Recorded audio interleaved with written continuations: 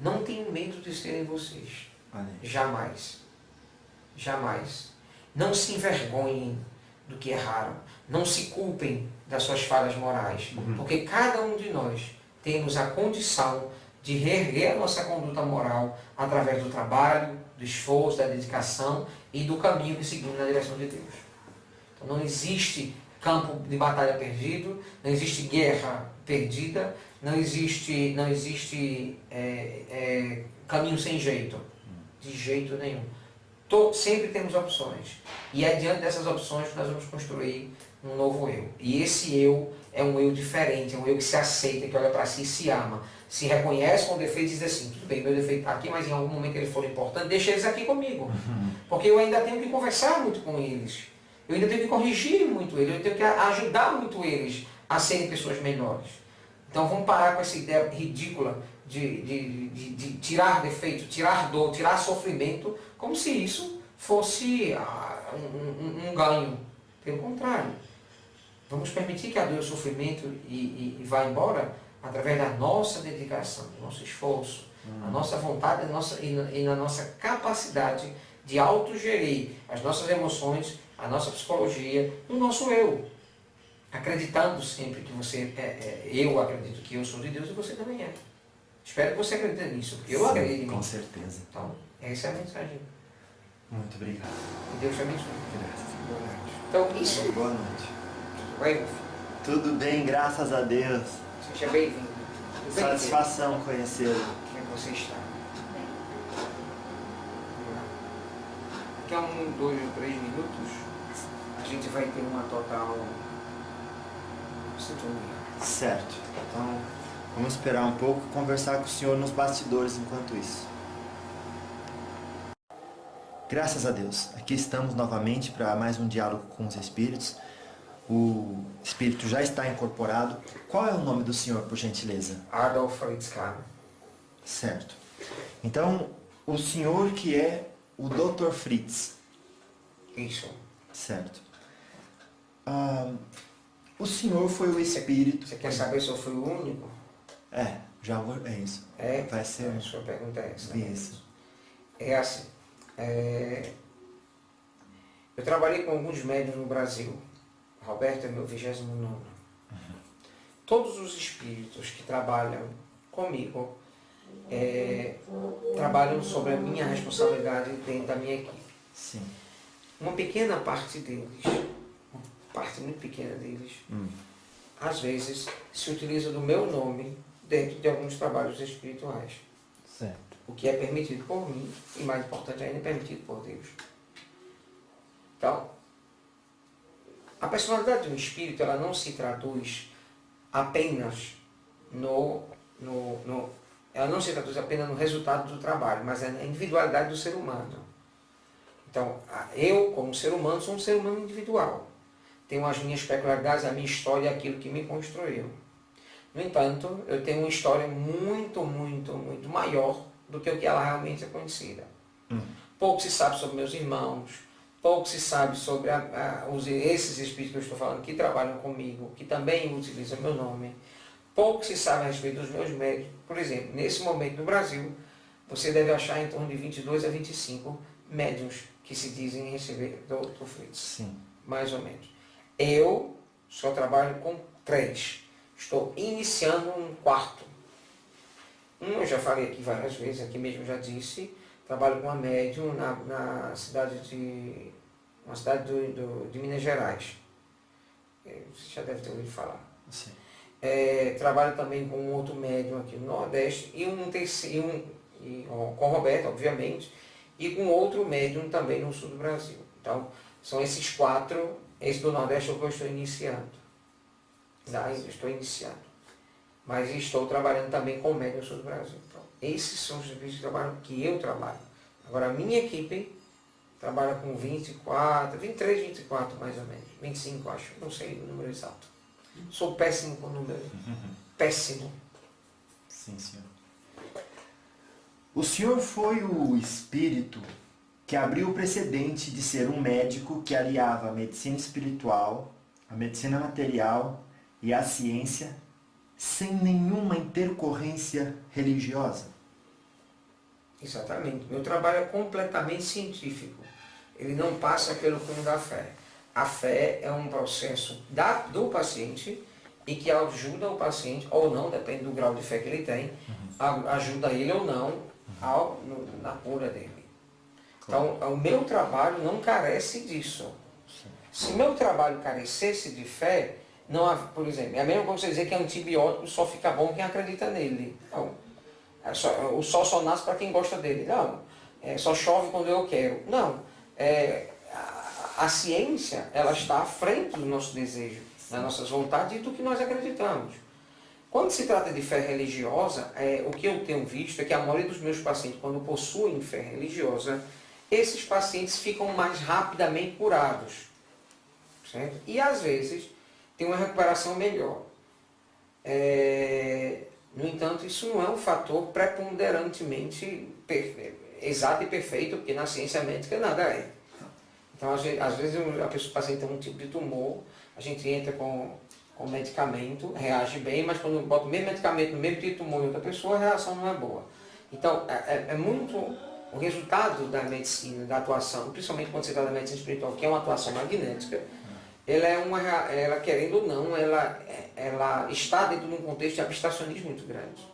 E aí, é muito difícil você dizer, vai ser, não vai ser, vai ficar bom, não vai ficar bom. Tem paciente que eu pego que tem muita fé em mim, que tem fé no processo, que tem fé em Deus, que tem religião, que tem isso e aquilo.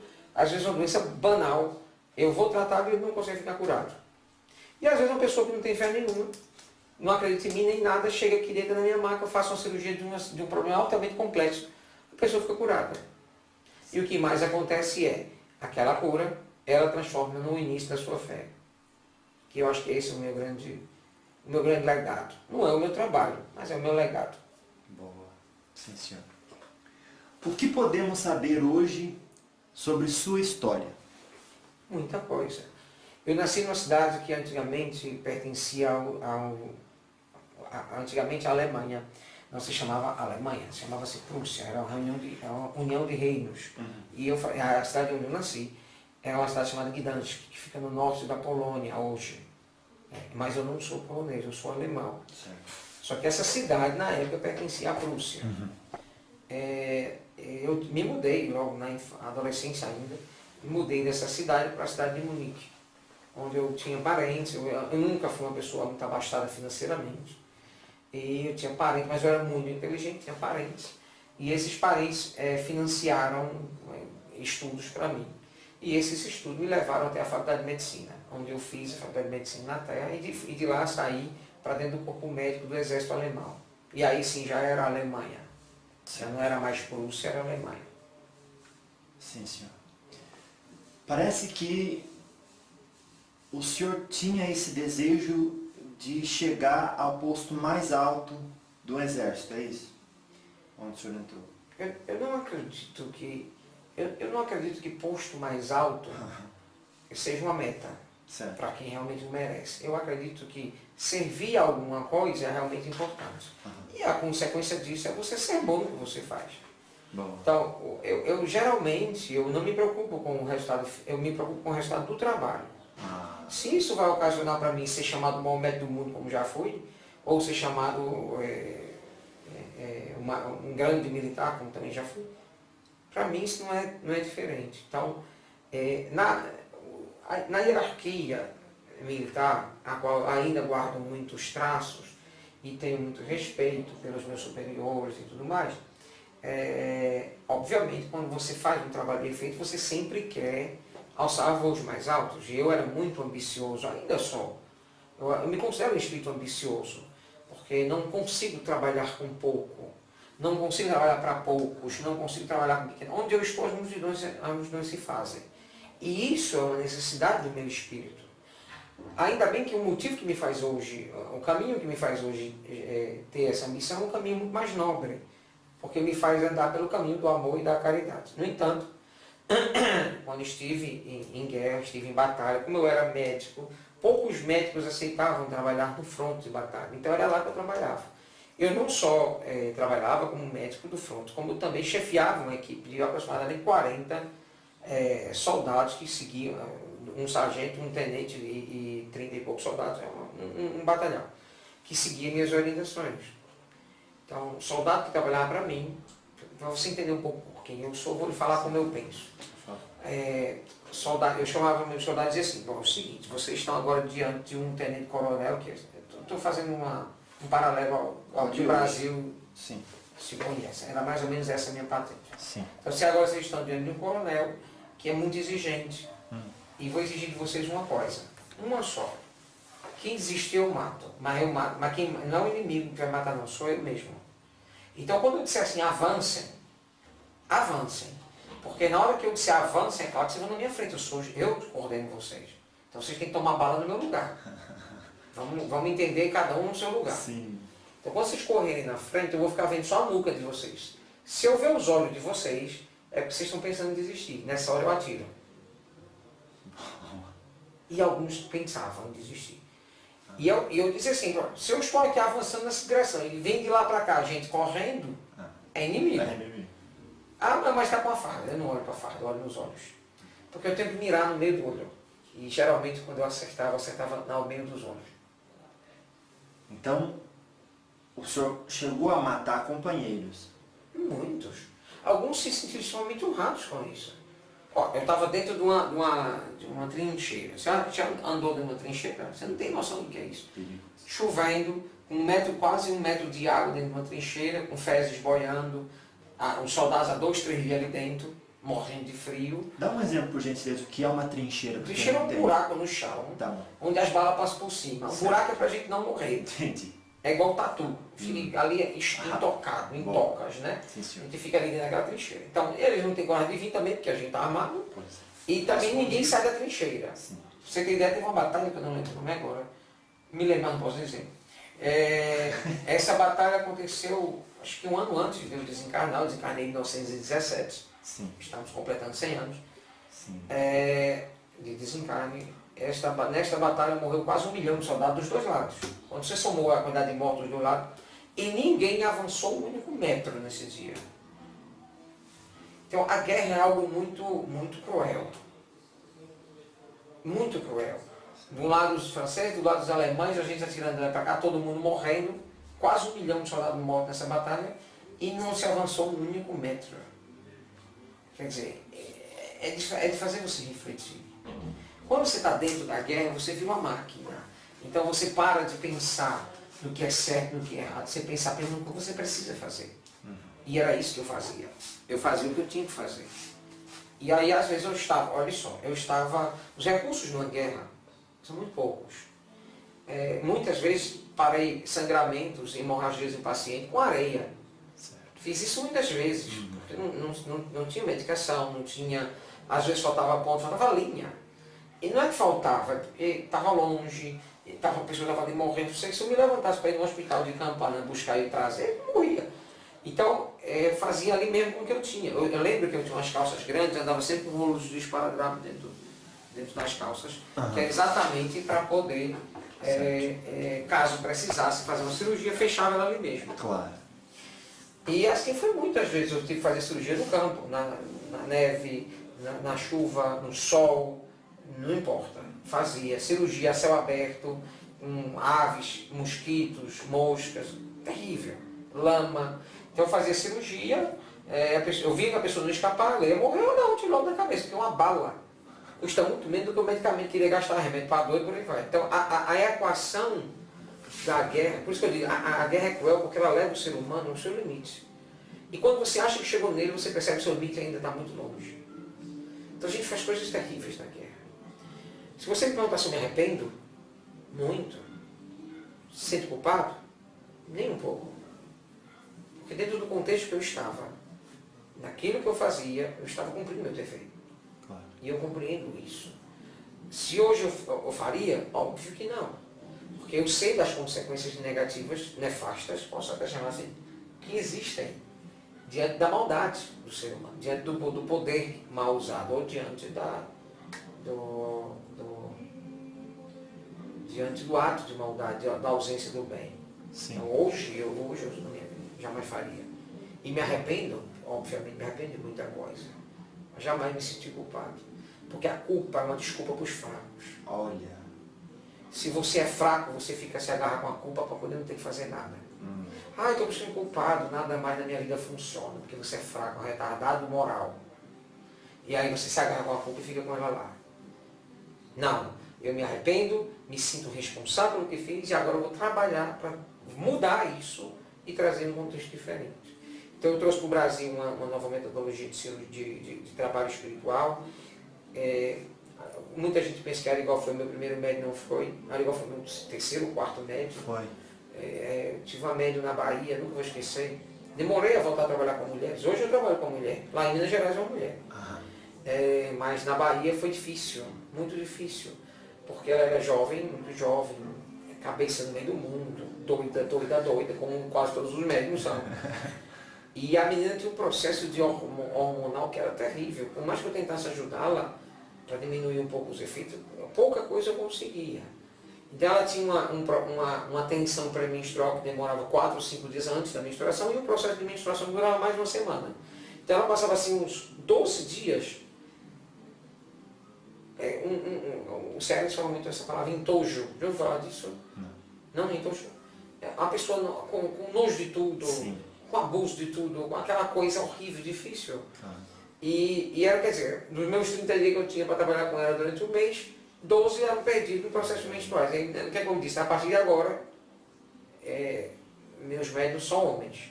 Se tiver que reencarnar para trabalhar comigo, já reencarna homem. Entendi. Era assim. Mas uns 20 anos para cá eu tive que mudar. E principalmente porque tive uma boa oportunidade de trabalhar com algumas mulheres, boas médiums, e essas médiums têm conseguido equilibrar isso. Eu fico muito feliz de hoje. Atualmente eu estou trabalhando com uma médium, como eu falei, em Minas Gerais. E eu tenho um apreço, um respeito por ela gigantesco. Certo. Dentro da sua história, dessa vida que o senhor contou, como o senhor via a medicina, como o senhor utilizou a medicina e o que aquilo somou ao seu espírito para ajudar nos trabalhos de hoje? Ainda encarnado? Muito pouco. O que eu aprendi na medicina material foi muito... Só me serviu para a minha derrocada. Porque a queda é muito maior quando a escada é alta. E a medicina foi uma escada de vaidade, de arrogância, de prepotência, de orgulho, de vaidades, de todos os tipos. E aí, a minha queda foi muito grande, porque a medicina hoje, apesar de na Terra ter sido um bom médico, ter sido um exímio cirurgião, a guerra nos dá bastante cobaias para que a gente possa praticar as nossas habilidades. E durante muito tempo, a medicina material que eu usei em larga escala na guerra e fora dela também, em alguns experimentos, outras coisas mais, me fizeram uma pessoa muito famosa, muito, mais do que famosa, uma pessoa muito respeitada e temida. E eu gostava disso. Isso era bom para mim. Sim. Só que aí quando eu desencarnei, que eu olhei para o meu passado como médico, eu tive vergonha. Porque eu não usei a medicina pelos motivos corretos, que hoje eu prego, que são ajudar o próximo, servir. Isso é uma ferramenta de servidão, um sacerdócio, chame do que quiser, mas é uma ferramenta de ajudar o outro. Isso é medicina. Um médico não pode se excusar de ajudar ninguém. Ele jamais pode dizer não ao enfermo, jamais pode dizer não tem jeito. Eu vejo os médicos na Terra fazendo isso toda hora. Não tem jeito, vai morrer, não tem jeito. Como não tem jeito? Claro que tem jeito. Porque às vezes a morte do corpo físico é um jeito. E aí cabe a nós ajudar essa pessoa a compreender isso. Porque a morte, a função dos médicos não é evitar a morte. A função dos médicos é a qualidade de vida. Isso é a nossa função. Então a gente trabalha para isso, para dar qualidade de vida. Aí pega um moribundo, alguém já próximo do seu desencarne e acaba com o resto de vida que ele tem, tirando dele a única coisa que ele não poderia ter, que era esperança. Então, isso é um erro. Também não vou mentir para o paciente, não, sua condição é maravilhosa, amanhã estaremos na praia. Podem matar eu e você em espírito. Né? Mas eu quero dizer o seguinte, que nós não podemos transformar a medicina num poder de julgamento de quem merece viver e quem não merece. A medicina não tem essa função. Repito, a função da medicina é apenas servir e ajudar na qualidade de vida dos pacientes. Só. Os médicos na Terra, infelizmente, não veem assim. A maioria dos médicos, infelizmente, eu falo isso, inclusive, num dos livros de Roberto, que escreve com o Roberto, que os médicos, infelizmente, em sua maioria, eles não estão preocupados com a essência que a medicina tem. Eles não saem da sua casa para socorrer alguém que está em desespero, se essa pessoa não tiver condições de pagar ela. Então, tornou-se uma profissão fria. Tornou-se uma profissão, uma verdadeira troca, uma barganha. Tomar laracá, me dá dinheiro que eu dou meu conhecimento. Então, a maioria, lógico, existem os médicos fantásticos na Terra, grandes médicos, que é óbvio que também merecem ter uma boa remuneração, porque precisam ter uma boa qualidade de vida diante das dificuldades que a própria medicina coloca, psicologicamente falando e outras mais. Mas pessoas que exercem a medicina pelos motivos certos, pelo amor à medicina, pelo amor aos pacientes, pelo amor ao servir, ao educar, que ajudam médicos novos, recém-formados, a residentes às vezes, para poder desenvolverem habilidades. Quer dizer, isso é um verdadeiro médico. O médico tem que ser um professor da saúde, ele tem que ser um exemplo de saúde. O médico que fuma, o médico que tem uma postura equivocada diante da própria saúde, ele já está fazendo uma propaganda negativa da própria medicina. Além da propaganda negativa dele como profissional. Sim. Então os médicos na Terra, vejo assim, porque já fui precisam repensar a sua postura, mais do que repensar a própria medicina, porque a medicina na Terra só tem evoluído. Os conhecimentos em torno da oncologia, os conhecimentos em torno das doenças infecto-contagiosas, os conhecimentos advindos de processos de exames laboratoriais, seja de imagem ou de qualquer outro tipo, isso tem crescido muito. Vários pesquisadores têm hoje reduzido drasticamente a fatalidade de algumas doenças e outras coisas mais. Quer dizer, a medicina já cresceu muito, ela ainda tem muito o que crescer, mas requer responsabilidade ética e moral sobre o ato médico, sobre o ato da medicina em si. E isso às vezes falta. Como espírito, tive que descobrir a nova medicina. Fui estudar medicina de novo. Foram mais de 20 anos estudando medicina na espiritualidade para poder fazer o que eu faço. Lógico que o trabalho na Terra me serviu, essa foi a sua pergunta. O conhecimento de anatomia, várias coisas, me serviu. Sim. Mas, até certo ponto, em algum ponto atrapalhou. Porque quando a gente vai para a medicina espiritual, muita coisa é completamente o contrário. Nós não baseamos, por exemplo, eu vou dar um exemplo disso. Toda a medicina material se baseia no diagnóstico. Sem diagnóstico, o médico não faz nada. Ele não passa remédio, ele não passa cirurgia, ele não faz nada. Ele precisa de um diagnóstico, ele precisa saber qual é o problema. Para daí ele tecer 1 milhão de possibilidades que ele vai ter de tecer um prognóstico. Que caminho seguir. Então, a medicina material não. A medicina espiritual não. Nós não temos nenhuma necessidade de saber o diagnóstico. Nenhuma. Porque para nós não importa. Vou te explicar por quê. Se você chega num consultório com dor de cabeça, essa dor de cabeça pode ter uma origem estomacal, ela pode ter uma origem de circulação, você pode estar, por exemplo, com aneurisma na cabeça. Pressa a romper, alguma coisa assim, por isso você dor. Pode ser uma pressão alta, pode ser um problema de vista, pode ser um edema cerebral, pode ser um monte de coisa. Conclusão. O médico ele só vai saber que caminho segue dentro do corpo físico se ele souber o diagnóstico. Nós só vamos olhar para a dor de cabeça. Porque a dor de cabeça, ela está no teu corpo, porque antes disso ela surgiu no perispírito. E é lá que nós vamos trabalhar, porque quando a gente vai no perispírito e reduz ou retira essa mancha, a gente chama de mancha, mas é mais do que isso, essa desordem perispiritual, a gente corrige isso, o corpo físico passa a funcionar bem. Então a dor some. Então interessa qual era a origem? Interessa saber se aquela mancha no perispírito estava causando uma dor de cabeça por aneurisma, ou por problema da vista, ou por qualquer outra coisa, não importa, porque na hora que você tira a causa, imediatamente o efeito é o alívio, é a cura, é a pessoa ficar bem. Então, como a gente atua no perispírito, de forma magnética, não precisa, o corpo físico, talvez muitas pessoas confundem essa metodologia de ciência, porque no começo eu fui um grande culpado, não sei nem se essa palavra... Responsável, né? Eu fui um grande responsável pela divulgação das cirurgias materiais feitas por espíritos mediunizados. Você entendeu a diferença? Hoje elas não eram cirurgia espiritual. Eram cirurgias materiais. Que se eu fazendo aqui e o médico do lado fazendo também, o resultado era o mesmo. Entendi. Porque era um médico material e um espírito através de um médium Claro. realizando uma cirurgia material. Material. Você tem um caroço. Vou lá, abro com um bisturi, tiro o caroço. O médico vai lá, anestesia, porque ele precisa, eu não preciso, Boa.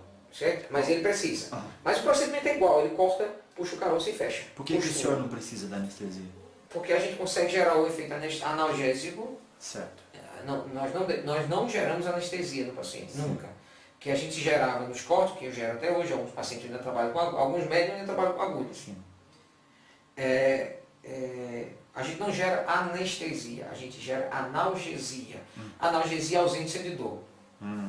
Anestesia é o tecido anestesiado, isto é, você não sente não só dor, como não sente tato, não consegue mexer. Você entendeu? Sim, sim. Então, enquanto eu estou fazendo cirurgia no paciente na coluna dele, abrindo com bisturi, ele pode ficar em pé.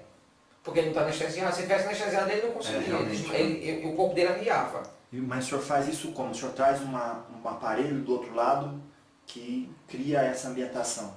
Na verdade, você chama... são aparelhos, nós usamos vários. Mas eles são mais usados durante o procedimento da cirurgia. A parte analgésica, a analgesia da cirurgia, ela acontece através do campo magnético que eu crio através do médium. Isso que eu queria saber. Então eu pego o campo magnético do médium, expando, e aí dentro desse campo tudo acontece. Quando eu me afasto do paciente, ele pode começar a sentir dor. Alguma dorzinha, alguma coisinha, um desconforto. Porque houve um corte e vai haver uma cicatrização, então vai inflamar um pouquinho. Sim. Não inflama como inflama a cirurgia material, mas inflama um pouco. Certo. Tanto é que o Origó costumava passar muito antibióticos. Sim, senhor. Quando o senhor falou o perispírito é a causa, antes do senhor explicar essa pergunta que eu vou fazer, pedir ao senhor, para quem está acompanhando e não sabe o que é perispírito, que o senhor dissesse o que é e que o senhor respondesse o seguinte: o senhor viu o perispírito como a causa. E o senhor disse, se a dor de cabeça está na cabeça, eu vou no perispírito, associando o perispírito à causa. Vejo ela ali e removo. Não preciso saber a origem disso. Eu não preciso saber aonde aquela mancha gerou uma consequência do corpo físico. Eu não preciso saber qual foi essa conexão, porque eu quebrei ela. Entendi. Aonde aquela mancha gerou no corpo físico a origem da dor. Da dor, exatamente. Claro. Porque quando ela mancha está no perispírito, ela vai apresentar-se no corpo de qualquer forma. Quer um exemplo? Uma vez estava fazendo cirurgia em Goiânia, na cidade de Goiânia, em Goiás, através de Roberto. E uma paciente, poucos anos, acho que uns 34 anos de idade, deitou na maca e a reclamação dela era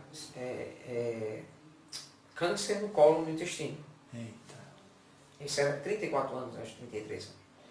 Câncer no colo do intestino. E tinha uma cicatriz na barriga dela.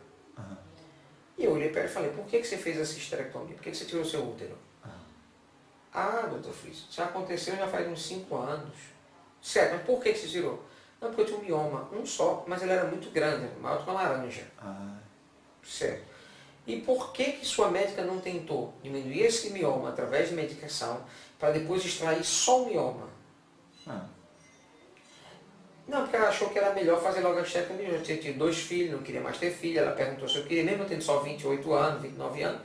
Ela perguntou se é um problema tirar o útero. Aí eu perguntei, já sabendo a resposta. Sua médica era muito jovem?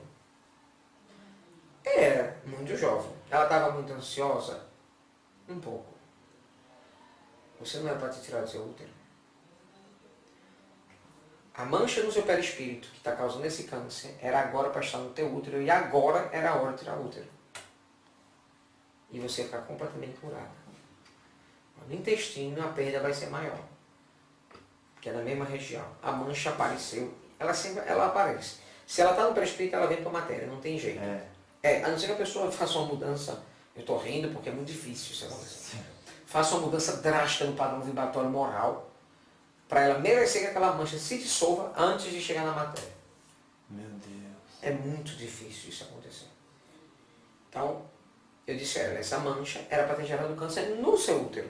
E agora era para você tirar. Mas agora você não tem mais útero. Então o que a mancha fez? Fez o câncer surgir no intestino. Nós vamos cuidar de você, mas vai ser um pouco mais complicado. Você vai perder uma parte do seu intestino grosso. por causa desse câncer e tal. Não, já estou sabendo. Pois é, vou preparar você aqui para a cirurgia material. Aí fiz todos os procedimentos para ajudar ela em relação à cirurgia material. Meu Deus. Você entendeu agora? Sim. Que a mancha no perispírito, eu estou chamando de mancha, mas a doença no perispírito. O perispírito tem órgãos.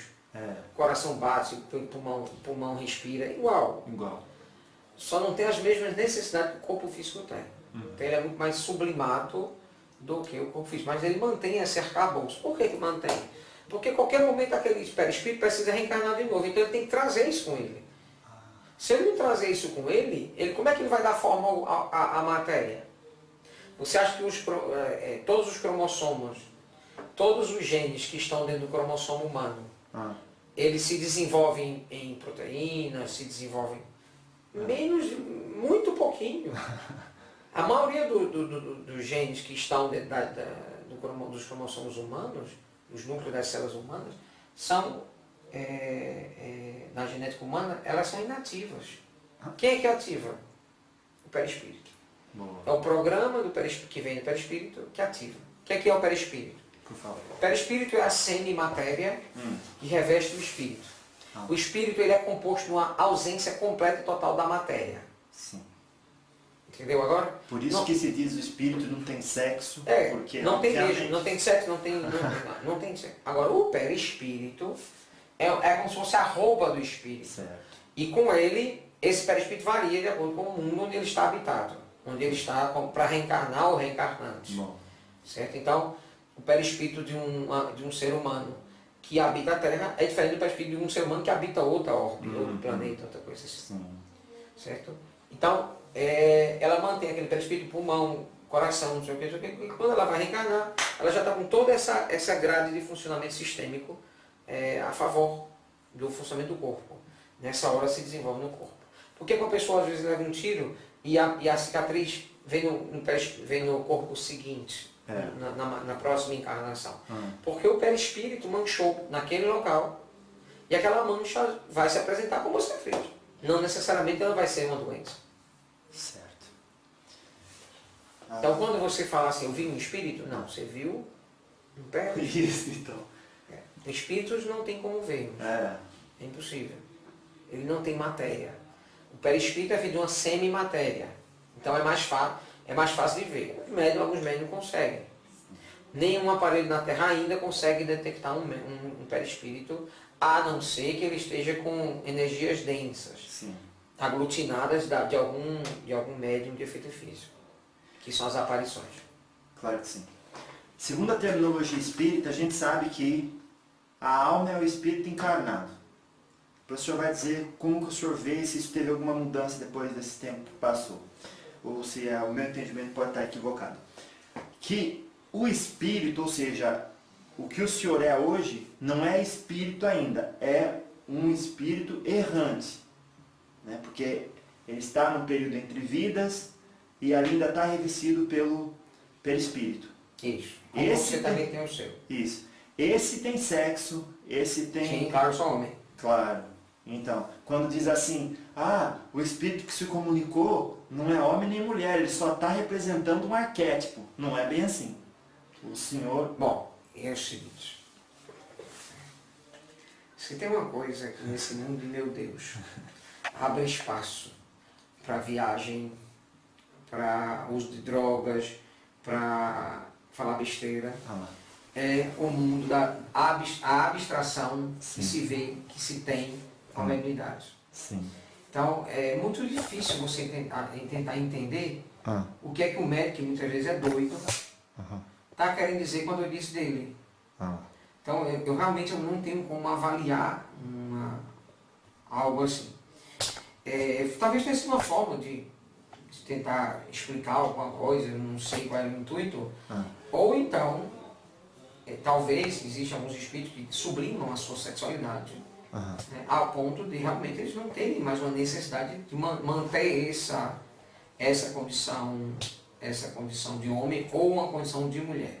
Sim. No entanto, o perispírito dessa criatura, com certeza, ou é masculino ou é feminino. Boa. Isso. Pode ter sublimado sua sexualidade. Isso é ponto passivo, claro. Sim, senhor. A outra coisa que eu queria perguntar é... O senhor, durante essa encarnação, acreditava na vida após a morte? De jeito nenhum. Por quê? Porque eu era muito materialista, meu filho. Sim. Eu só acreditava no poder do dinheiro, da fama, do poder da agressão, do poder da violência. Nisso eu acreditava. Nossa. Da tortura. Já foi torturado? Não, senhor. Pois é, nem eu. Uhum. Mas do outro lado é ótimo. O que é ótimo? O torturador. Por quê? Porque é a sensação de poder. É ótimo pra ele. É ótimo pra mim. O torturador. Sim. Quando eu torturava. Sim, entendi. Eu não sou hipócrita se você perguntar pra mim. Duvido quando eu torturava uma pessoa, eu sentia tristezinha. De jeito nenhum. arrependimento. Sabia Não. que estava fazendo errado? Tinha certeza. Certo. Mas a minha ética moral que me impedisse de fazer era tão miúda que era quase insignificante. Porque tinha diante de mim algo muito maior. Desenvolvimento da medicina. Eu usava muito esse pretexto. Pelo desenvolvimento da medicina, eu vou torturar. Porque na tortura a gente aprende através de várias experiências. Fizemos muita coisa. Muita coisa absurda. Colocamos órgãos de animais em seres humanos, ligamos seres humanos, botamos o coração de um ser humano para irrigar dois.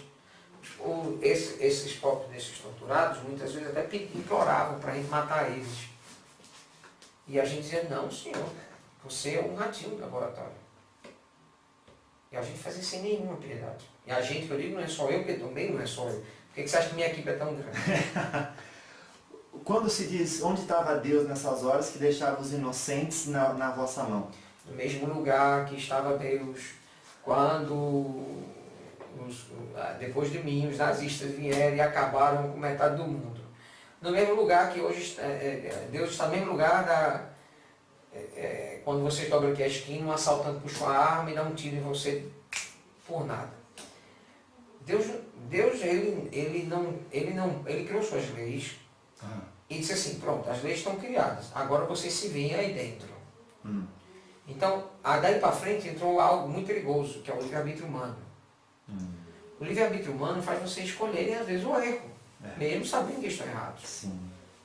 Claro que E sim. o que é interessante, e por isso que eu hoje sou um defensor de Deus e ao mesmo tempo sou um dos seus filhos que tenta fazer o seu trabalho aqui na Terra, eu digo sem sombra de dúvida que todo esse mal que existe na Terra, ele realmente um dia vai acabar. Vai, eu tenho certeza disso. E a maior certeza que eu tenho disso é porque acabou em mim.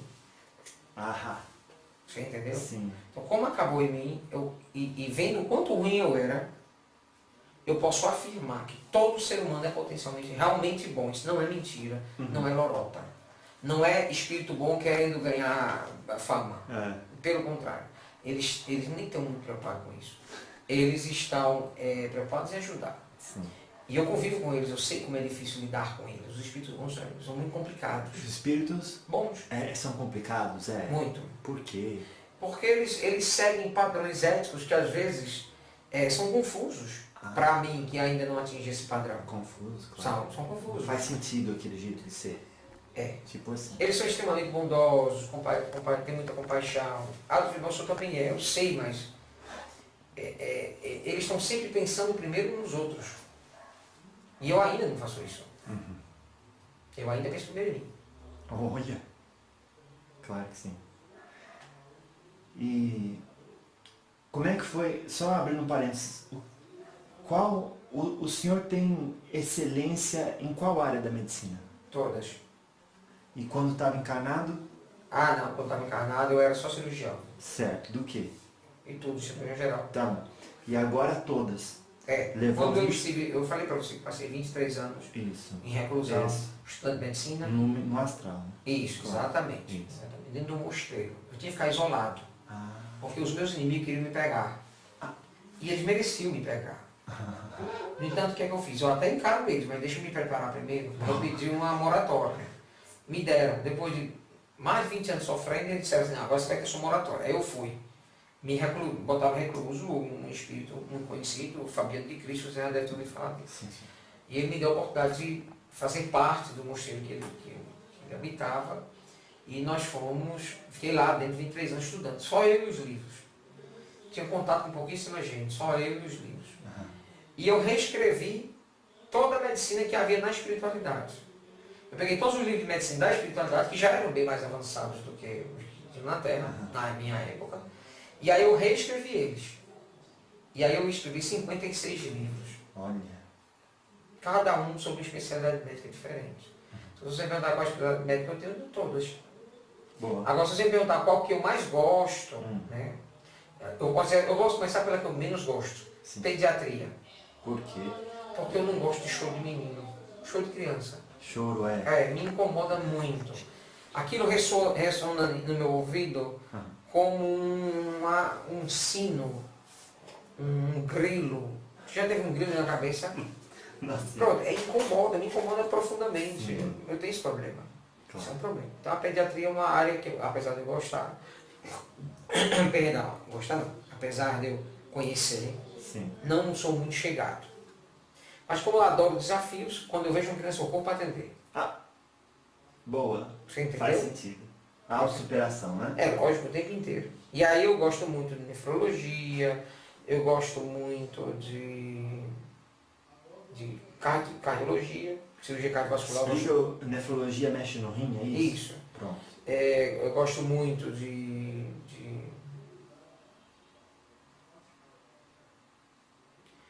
oftalmologia. Eu gosto muito, na espiritualidade nós estamos juntos com medicina, que é a odontologia. Não existe aqui na Terra se divide, né? É. Na espiritualidade tudo junto, adoro odontologia. E pouco paciente vem, porque não entende que o médico espiritual atende odontologia.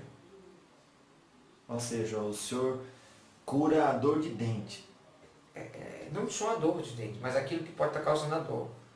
Uma infecção no nervo de um molar, alguma coisa assim. Boa, boa. Claro que sim. Entendeu? Sim, senhor.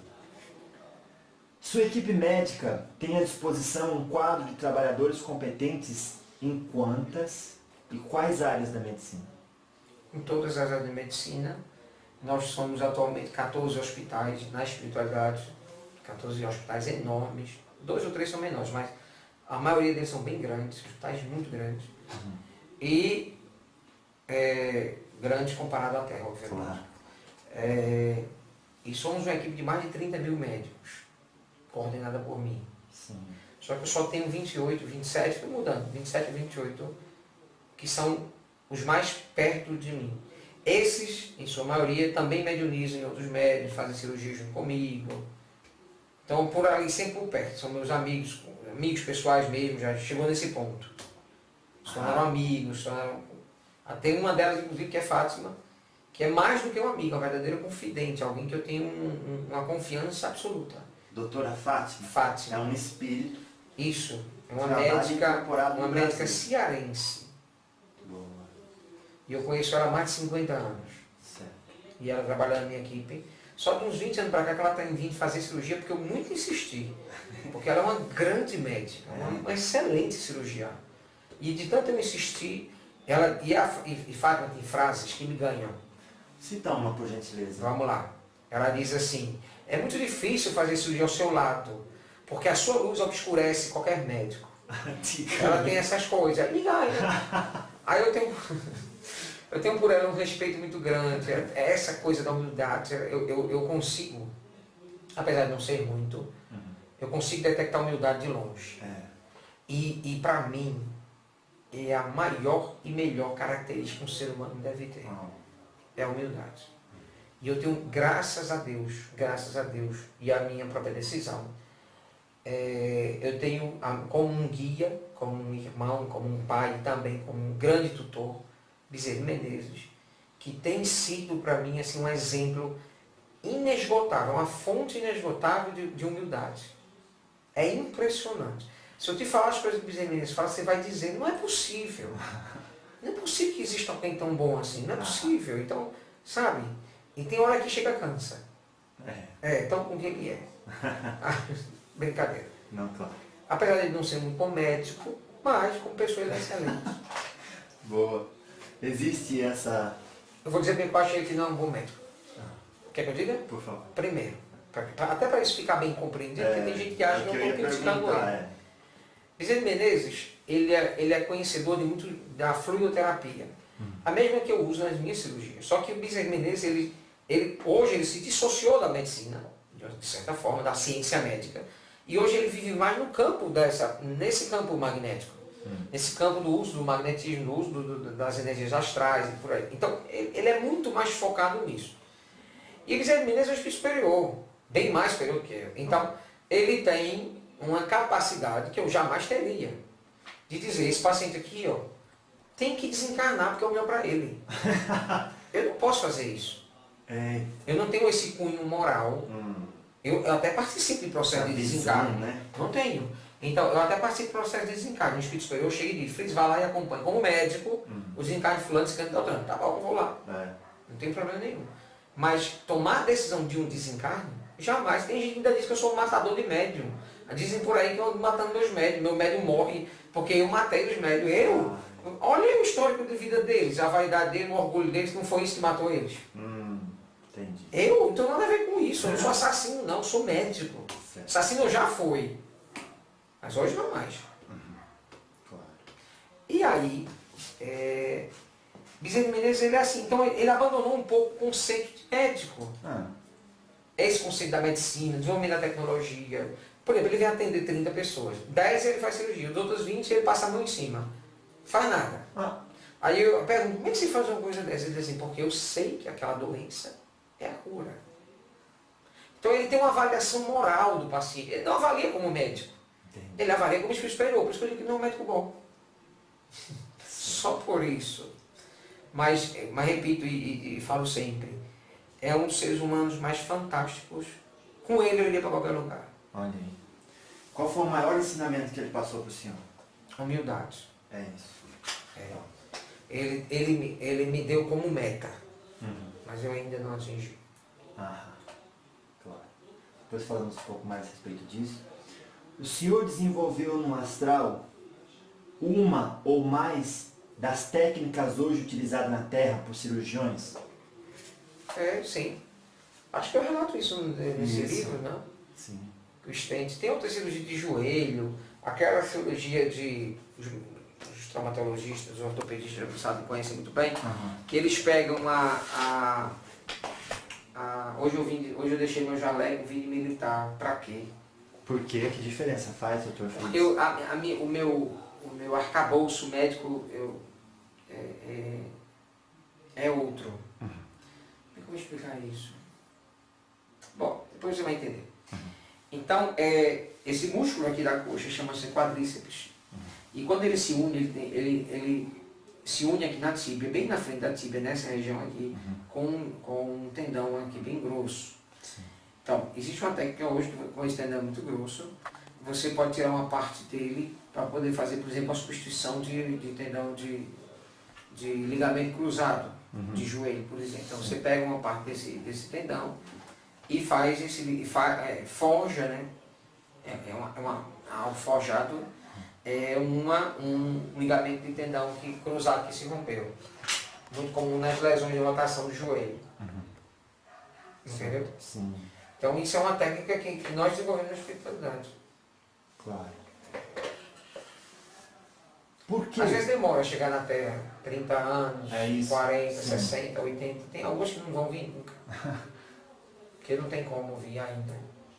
Vai demorar milênios. Certo. Por que hoje em dia são poucos os médiums que trabalham com o Dr. Fritz? Depois responde, por gentileza, o que o senhor procura no médium para servir ao trabalho? Bom, poucos não são. Talvez você não conheça tantos. Sim. Certo? Mas não são poucos não, são mais de 20. Só no Mas Brasil. esses são aqueles que o senhor encaminha para incorporar. O senhor mesmo Tá. incorpora em Não. poucos. Nesse momento eu trabalho com 3, Isso. começando o quarto. É. E a sua pergunta foi, perdão? É porque, primeiro, né? Porque hoje em dia são poucos os médicos que trabalham com o Dr. Fritz. Hoje são mais que no passado. No passado só tinha um. Era um e acabou, era aquele só. Quando eu acabava com esse, eu começava com outro. Sim. O motivo de eu escolhê-los, que era essa a próxima pergunta, obrigado, Fátima.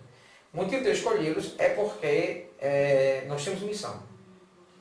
A maioria desses médiuns que reencarnam, ou foram meus inimigos, ou foram meus comparsas.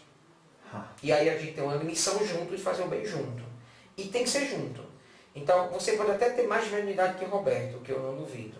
Porque a mediunidade de Roberto é uma piada se você comparar, por exemplo, a mediunidade de Arigó, de Edson Queiroz, de Maurício Magalhães e outros mais que eu trabalhei no passado. Sim. E aí, bom, vamos para frente. E aí, isso não é tão importante. Ter essa mediunidade ostensiva, muito poderosa. Não, o mais importante é a missão. O médium tem que ter missão. Se o médium tem missão, trabalhar com cura, o espírito vem. Aí eu não estou falando só de mim, estou falando de todos. E geralmente, por exemplo, a minha missão com o Roberto, se eu me lembro de Roberto, eu acho que a última vez que eu ouvi, quando eu estava encarnado, foi em 1897. Faz muito tempo. Foi 10 anos antes do meu desencarne. Então, quer dizer, eu vi Roberto 3 vezes só na minha encarnação. E o que criou? Então, não havia entre nós, exatamente, eu vou explicar agora. Não havia entre nós um vínculo muito forte, Isso. porque não havia entre nós uma história muito forte. Só que, diz o ditado, que pior não é fazer o bem. Perdão, pior não é fazer o mal, é ensinar a fazerem o mal. E eu fiz muito isso. E um dos meus pupilos chamava-se Friedrich Ibsoven-Kruger, que era um espírito amigo meu, que era amigo de faculdade, nunca foi militar, mas ele era meio filhinho do papai, era pessoa muito rica, mas era um grande amigo meu, e um médico maravilhoso. E ele tinha os mesmos desejos de pesquisa, talvez até mais que eu, para fazer pesquisa. Ele adorava a experiência, ele adorava a pesquisa. E ele era muito rico mesmo. Ele precisava das 4 encarnações para gastar o dinheiro dele. Então, o que é que a gente fez? Começamos a montar laboratório. Tudo que eu precisava ele me dava, porque ele financiava tudo que eu queria. Tudo que eu queria. E aí, um dos seus pupilos, ele tinha vários, era um menino muito jovem, tinha uns 15 ou 16 anos, que fazia cirurgia de forma impecável. Que isso? Era um grande cirurgião. E uma das características mais intrigantes desse garoto de 15, 16 anos é que ele não tinha piedade. Eu acho que o botão da piedade foi desligado nele. Quando dizia assim, ó, vai ali, tortura, ele não estava nem para os gritos da pessoa. Ele ia lá e, ó, torturava. Tá? Então ele tinha essa frieza. Então eu vi esse garoto umas 3 vezes. Mas eu não tive contato com ele. Mas o espírito que eu acabei de falar o nome, que é conhecido como Mauro, ele sim teve muito contato com ele. E a relação mais forte está aí. Só que Mauro, ele foi pupilo de Mauro e Mauro era meu pupilo. Então quando o Mauro precisou reencarnar para pagar os seus débitos em relação ao médico, a Roberto, eu estou falando especificamente do meu médico agora. Eu entrei na jogada, assim depois que ele saiu, para poder vir dar continuidade ao trabalho que ele tem dívida junto com o Mauro, e eu dívida com o Mauro também, porque fui um tutor de Mauro. Conclusão, nós temos dívida no mesmo trabalho. Então, não é alguém tão próximo a mim, por exemplo. Érica, esposa de Roberto, foi um espírito que ela sim é muito próxima a mim, que eu fiz questão de colocar do lado dele para poder controlá-lo, porque nela eu confio. Nossa. Aí ela eu confio, porque ela eu conheço. Roberto eu não conheço muito bem, mas ela, eu assino embaixo. E ela vai ser e sempre será a coordenadora do meu trabalho. E isso não vai mudar. Não vai mudar. E pode-se saber que ligação era essa? É gigantesca. Tudo bem. A gente pode deixar. E mexe com particularidade de muita gente, que é bom a gente não entrar. sim, senhor, claro que sim. Talvez você não saiba, acho que você sabe. Se alguém sabe no mundo o que eu vou dizer, é você. Pronto. Porque você vem conversando com os espíritos há muito tempo. Sim. Então você sabe que do lado de cá a censura é muito grande. Sim, senhor. Então algumas coisas não dá para falar. Claro. E olha que eu sou um dos espíritos que mais quebra esse protocolo, e você sabe disso. Sim. Continue na sua pesquisa. Graças a Deus. Nos trabalhos, sempre é o mesmo espírito atuando com diferentes médiums, ou uma falange com vários espíritos que atuam com essa determinação por afinidade? Sei que o senhor já respondeu isso, mas É na hora da cirurgia, é isso que está Isso. perguntando? Na hora da cirurgia são vários espíritos atuando junto comigo. certo. Então eu estou aqui fazendo cirurgia, sou eu fazendo cirurgia. Às vezes não estou eu fazendo cirurgia, estou aqui conversando com alguém que está perto e o outro espírito está com a mão de Roberto fazendo cirurgia. E o senhor incorporado nele. Ainda são vários espíritos no processo mediúnico. O processo mediúnico não é um processo de copo e água. Pega um copo vazio e bota água dentro, aí Pois depois é. tira a água. Não é assim. Não é? O processo mediúnico é um processo de campo. Então eu crio um campo magnético do meu perispírito, o Roberto cria o campo magnético do perispírito dele, que é a comunicação mediunicidade perispírito a perispírito. Você sabia disso? Sim, senhor. Ótimo. Então essa sintonia, da mesma forma, pode ser feita com 2 pessoas, pode ser feita com 3, com 4, com 15. Caramba! Ao mesmo tempo. Só que vai ter um espírito que vai ser o senhor desse processo. Ah, É o chamado a mente master, vamos chamar Sim. assim, a mente que vai coordenar claro. os pensamentos e as atuações ali. Então ele vai ficar com um poder maior sobre a parte neurológica do médium. Certo. Ok? No entanto, não impede outros espíritos atuarem. Inclusive dentro da parte neurológica. Meu Deus. Então, o espírito pode estar aqui falando, o espírito dá uma comunicação, sair, se afastar em outro, eu volto para cá. E o médium continua em processo de transe mediúnico comigo. Claro. E ao mesmo tempo o senhor pode estar conversando comigo e as suas mãos estão operando alguém coordenada por outro espírito. Às vezes eu vejo alguém me pedir uma informação. E eu estou falando com alguém. Aí eu estou aqui falando com a pessoa e a pessoa vem me pedir informação. A minha atenção passa para cá. E eu boto meu espírito para responder essa aqui. Então, Vem um espírito pedir informação. Entendi. Claro, ele... não. Um encarnado mesmo. Aham. Aí chega aqui pedir informação. Eu disse, ó, eu vou lhe dar a informação que você quer. O que eu queria para lhe dizer era isso. Ao mesmo tempo eu respondo essa aqui. Essa aqui continua falando. Ah, entendi. E aí eu consigo manter comunicação com essa e com essa ao mesmo tempo. Claro. Eu consigo fazer. O médium não. Porque ele acha que vocês encarnados, vocês só conseguem dar atenção a uma única coisa. Em termos de assunto. Sim. Então, é muito difícil dar atenção a 2 conversas ao mesmo tempo. Mas mediunizar você consegue. Você pode botar um espírito para conversar com uma pessoa e conversar você com outra. Através do mesmo médium. Boa. É meio complexo, mas é tão simples. Pra gente... Isso é que é bonito dentro das coisas de Deus. As coisas de Deus são de uma simplicidade absurda. O senhor vê, até para o senhor responder críticas que podem chegar, essa realidade explicada na codificação de Kardec, que um médium pode ser coordenado por mais de um espírito ao mesmo tempo. Eu não sei se Kardec falou sobre isso, porque eu não leio Kardec. Lógico. Eu não sou espírita, não pretendo ser. E o mais longe de você mantiver alguns espíritas de mim, melhor. Por quê, Porque, doutor? eu não sei, meu filho, sabe por quê? Eu vou dizer, porque muito será cobrado, quem muito foi dado. E na minha opinião, para quem mais foi dado foi para os espíritas. E há uma legião de gente hipócrita dentro do espiritismo. E isso é cansativo. Eu já perdi muito tempo, muito suor de médium por aí, pelo meu passado, porque por causa das críticas dos espíritas. Eu não entendo um país tão espírita ser tão cruel, os espíritas, serem tão cruéis com os médios. Deveria ser o contrário, porque eles têm mais conhecimento, deveriam ser os mais acolhedores, os mais agregadores dos médios. Ah, não.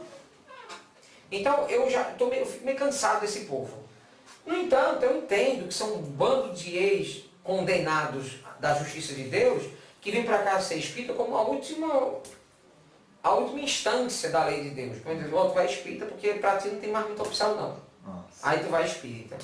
E aí, em vez deles entenderem essa posição medíocre, marginal, posso até dizer, não, fica se achando melhor que os outros. E eu não admito, meu filho, se ninguém ser melhor do que eu, ninguém, porque eu não sou melhor do que você, nem você melhor do que ninguém é melhor do que ninguém. No entanto, nós temos a obrigação de sermos melhores todo dia do que fomos no passado. Mas jamais melhor do que os outros. E o tempo todo tem espírito aqui querendo me ensinar as coisas. Querendo? Me ensinar coisas. Ai. Eu até acho que algumas coisas morais eles têm muito a me ensinar.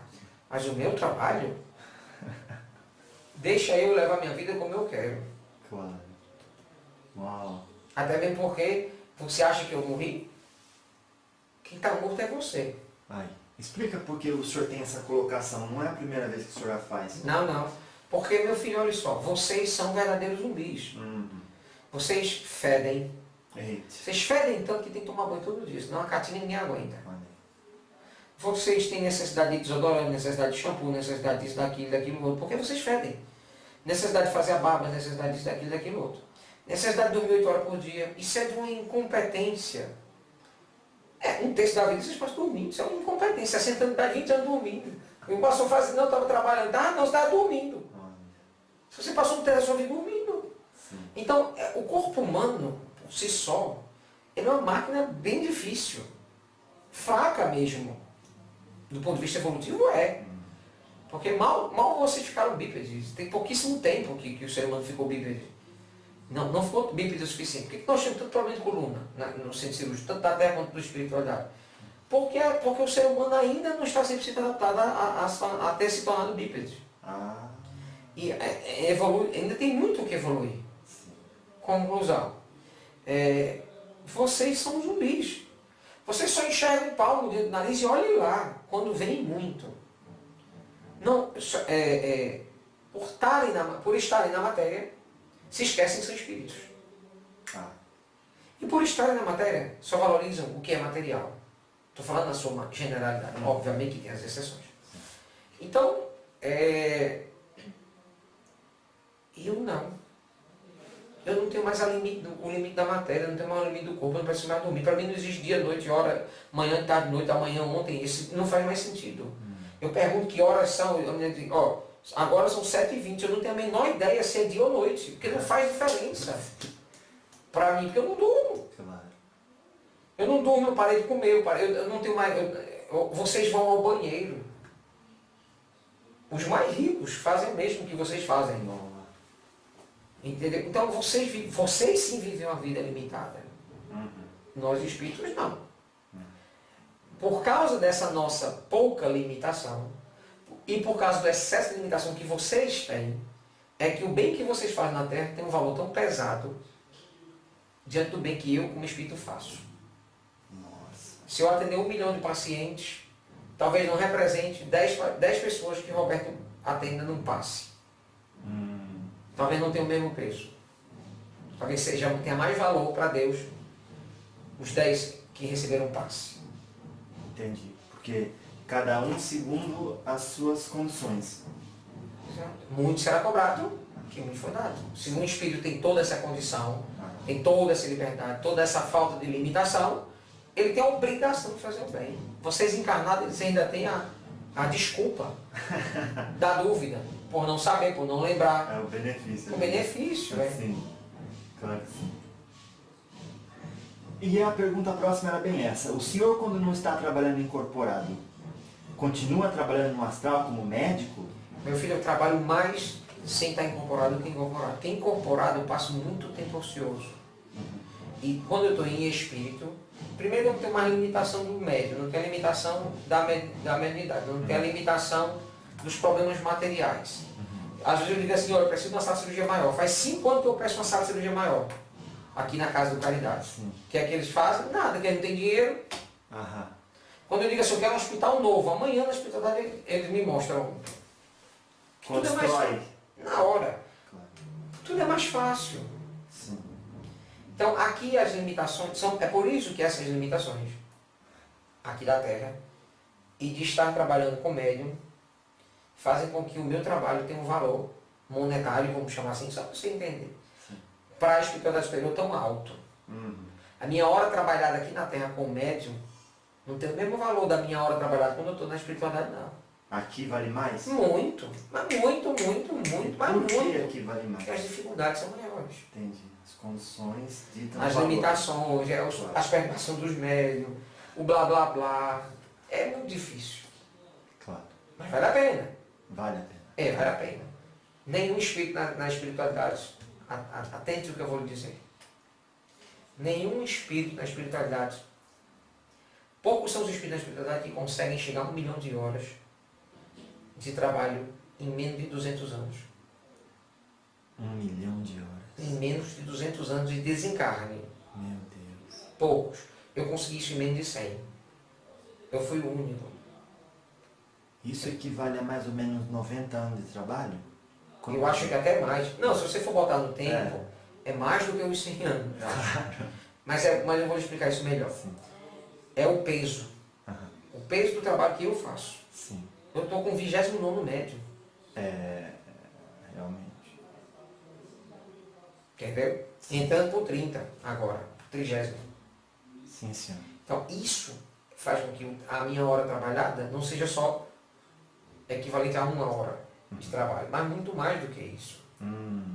Sim, senhor. É estranho falar isso, né? A pessoa pode achar que o senhor é arrogante, que quer aparecer, né? Mas deve se eu falar, falar, qualquer coisa que eu falo tem a ver com a minha verdade. Simplesmente isso. Pronto. Quando eu falo que eu sou o melhor médico do mundo, eu só falo porque eu sei que é verdade. Só por isso. Bom. Se alguém se sente menor por causa disso, problema da pessoa. Constrangido. Eu não estou nem aí. Nem eu. Boa. Porque é melhor ser sincero, verdadeiro, do que guardar um monte de coisa dentro de si Mas eu não consigo ser para ser humilde. Para passar uma isso imagem não é verdade, humilde. meu filho. Olha lá. Isso é falsidade. Olha aí. Cuidado, você às vezes confunde as palavras. Sim. Ah, estou tão feliz que você conseguiu obter resultados na sua vida. Ah, eu estou orgulhoso. Não, você não está orgulhoso. Orgulhoso é algo negativo. Sim. Então vocês às vezes usam mal as palavras. Claro. Então a falsa, que é isso aí que você acabou de dizer, isso é uma falsidade, na verdade. Porque a humildade verdadeira, ela não quer aplauso. Sim. A humildade verdadeira, ela não quer reconhecimento, ela não busca nada disso. E ele fala o que é. Lógico. Independente. É. Bom. Claro que sim. Porque a gente só precisa de ter certeza de uma coisa, do que o que nós estamos dizendo é verdadeiro. Pode até ser que isso mude. Sim. Pode ser que amanhã seja um médico melhor que eu. Eu não duvido. Acho difícil. Não, eu não duvido. Agora, eu duvido que ele trabalhe mais que eu. Isso eu duvido. Claro. Sim, senhor. A gente vai fazer o nosso estudo em blocos de 1 hora, com a sua licença. E antes de terminar, eu vou perguntar ao senhor, o senhor saberá dizer o que há permissão de responder e o que não há, para que a gente possa também entender das interações no mundo espiritual. Como o senhor é um espírito muito focado e empenhado naquilo que o senhor acredita, como se deu a comunicação no mundo espiritual para o senhor estar aqui hoje falando com a gente? Foi alguém, conversou com o senhor, olha, o senhor pode fazer por gentileza esse trabalho conosco? Foi alguém da equipe do diálogo? Como que funcionou? É assim, na verdade, eu estou com o Roberto há 14 anos. Sim. E dos 4 médicos que eu trabalho, foi ele que eu selecionei para fazer esse trabalho. Esse. Eu vou dizer por quê, vou explicar. Por favor. A principal característica que você vê nos médiums na sua maioria, do ponto de vista psicológico, são os desequilíbrios. É o que a gente mais nota. Então, os desequilíbrios dos médiums acontecem exatamente porque o perispírito deles é tão poroso, é tão permissivo a ideias e pensamentos de espírito, de entidade trevosa, de entidade da terra, Permeável, né? permeável demais. A essa perturbação, por que ela tem essa porosidade? Por conta exatamente da mediunidade. No entanto, o médium deveria se bloquear, mesmo com essa permeabilidade, através da sua conduta moral. E o que a gente vê é que a maior parte dos médiuns tem a pior conduta moral que você pode imaginar.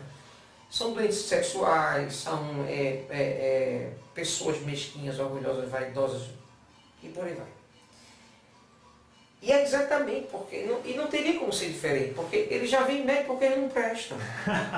Então, é uma tolice achar que você é médico porque você é bom. Poucos médicos aqui na Terra tiveram podem falar essa frase. Ó, fulano é médico porque foi bom, porque era bom. Veio médium porque era bom. Não, pelo contrário, a mediunidade, na maioria das vezes, é a última oportunidade de espírito já considerado sem jeito. Então vem médium para ver se tem algum jeito. Pronto. Esse é o universo que eu trabalho. Sim. Pronto. Aí você vê as dificuldades que são. E aí desses 4 que eu tenho, eu escolhi Roberto por quê? Já é um médico que tem alguma experiência. Raros são os médicos de cura que se mantêm 20 anos no trabalho. Ele já tem 22. Sim. Ele não tem vícios, não bebe, não fuma. Ele é uma pessoa que tem pouquíssimas vaidades, comparados a mim então, tem quase nenhuma. É uma pessoa frágil, psicologicamente. Isso é uma diferença gigantesca entre eu e ele. Eu me basto por mim mesmo, eu sou o que eu sou. Eu não preciso que você me diga que eu sou bom, porque eu sei que eu sou. Eu não preciso que você me diga que eu sou bom, porque eu sei que eu sou. Então, eu não preciso eu aprendo com os outros o tempo todo, mas eu não preciso disso para estar bem comigo mesmo, porque eu me amo. Eu me amo porque eu me conheço, eu sei quais são os meus defeitos, sei quais são as minhas virtudes, eu conheço cada uma delas, eu sei que daqui a pouco, daqui a 15 segundos vai acontecer tal coisa, eu sei que eu vou ter uma raiva. E eu sei a reação que eu vou ter se eu permitir caminhar dentro da raiva, porque eu me conheço. Eu consegui isso através da meditação, eu consegui isso através do autoconhecimento. Isso é muito difícil. Aqui na Terra é quase impossível alguém conseguir esse nível de autoconhecimento. Então, ter me visto dessa maneira me faz compreender com mais facilidade, ter mais compaixão pelos erros dos outros. Sim. Então, eu tenho muita compaixão pelos erros. Então, o Roberto tem essa figura frágil, psicologicamente frágil, não toma decisão, não escolhe nem a roupa sozinho. Mas eu botei a general lá do lado dele, foi exatamente para isso. Para cuidar dessas coisas. Boa. No entanto, é um menino bom, um menino realmente que tem um desejo de fazer uma coisa certa. Isso é fato. Aí é uma pessoa inteligente, Estudioso. Estudioso da doutrina que ele gosta, e por aí vai. Então, não sou espírita, mas respeito ele ser, não tenho nenhum problema com isso. De vez em quando pego um livrinho que ele lê, esfrego na cara dele que ele precisa, até uma forma de aprender. Mas eu não tenho nenhum problema com isso. Aí eu escolhi ele porque eu acho que ele, além de mais merecedor, nesse momento ele está se mostrando mais preparado para essa parte da missão que não tem tanto a ver com a quantidade de pacientes, como foi no meu velho passado. Tem a ver com a divulgação de um jeito certo de trabalhar. Sim. Uma forma diferente de trabalhar. Porque da mesma forma que eu mostrei a cirurgia material feita por um espírito, concorrendo com os médicos para dizer, olha, eu estou aqui e vou acabar com o trabalho de vocês. Um pouco assim no início. Foi, realmente. Foi bem desafiador. Foi. Mas hoje eu já entendo que a medicina material tem a sua função e a medicina espiritual tem a sua função. E as duas precisam trabalhar juntas. Mas cada uma sem entrar no campo da outra. Então não quero mais fazer cirurgia, um corte, pelo menos não é isso que eu busco hoje. Não busco hoje com tanta ferocidade. E o médico pensa do mesmo jeito. Então, nesse caso, a gente conseguiu casar bem isso. Então, nós estamos tentando levar, e o livro foi escrito por esse motivo, para tentar levar uma visão diferenciada, desmistificadora das cirurgias espirituais do passado para que elas são hoje. Certo? Então, minha missão com o Roberto tem a ver com isso. E é por isso que estamos trabalhando na Europa, estamos trabalhando nos Estados Unidos, vamos trabalhar ainda na Índia, vamos trabalhar talvez na África, não sei se vai ter convite para isso. Disseminar uma nova ideia. Qual é a nova ideia? Que a cirurgia espiritual ela pode coexistir em harmonia e paz com a medicina material. E as duas coexistindo em paz e de forma harmônica, elas podem ajudar as pessoas, ajudar os médicos e ajudar a própria medicina da Terra para ser evoluída. Entendeu? Então, essa responsabilidade eu dei a ele por esse motivo. Claro. No final do outro encontro, a gente fala um pouco mais dos bastidores. Que mensagem final o senhor tem para esse encontro inicial? A mensagem final, não tenham medo de serem vocês. Jamais. Jamais. Não se envergonhem do que erraram. Não se culpem das suas falhas morais. Porque cada um de nós temos a condição de reerguer a nossa conduta moral através do trabalho, do esforço, da dedicação e do caminho que seguimos na direção de Deus.